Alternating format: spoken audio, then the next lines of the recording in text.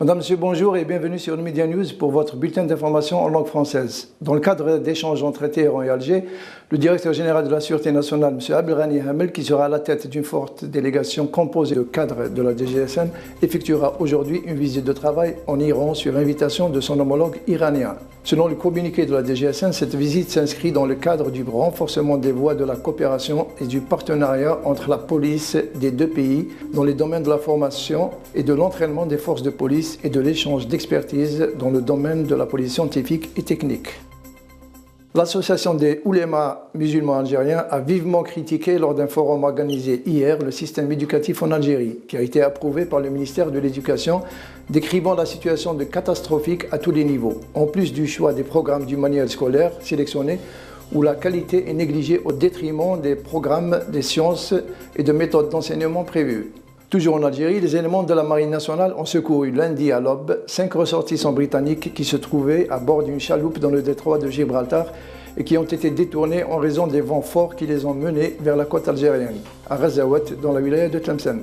Les statistiques publiées par l'agence Bloomberg US indiquent que l'Algérie est l'un des plus grands États possédant un grand nombre de policiers par rapport au nombre de la population. Elle est classée au 6e rang avec un taux de 425 policiers pour 100 000 citoyens. La Russie trône sur le classement avec plus de 565 policiers pour 100 000 habitants. Enfin, le rapport de l'agence indique que la Hongrie occupe la queue du classement avec 88 policiers pour 100 000 habitants. Un Palestinien a été tué par l'armée israélienne lundi dans la ville de Beit Hanoun, dans le nord de la bande de Gaza, selon des sources médicales palestiniennes.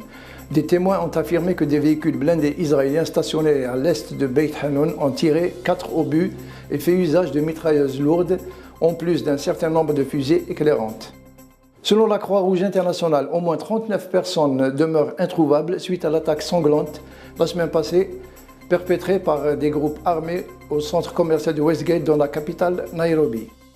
Aux États-Unis, 800 employés fédéraux sur les 2,1 millions dont les missions sont jugées non essentielles vont être mis aujourd'hui en congé sans solde et priés de rester chez eux pour une durée indéterminée, comme cela avait été le cas pendant 28 jours en 1995. L'administration fédérale américaine a été contrainte de cesser les activités des agences gouvernementales à cause d'un blocage au Congrès, incapable de voter le budget fédéral pour 2014. La Maison-Blanche a elle-même confirmé l'entrée en vigueur du shutdown, c'est-à-dire l'arrêt du fonctionnement de nombreuses administrations et services fédéraux ce mardi.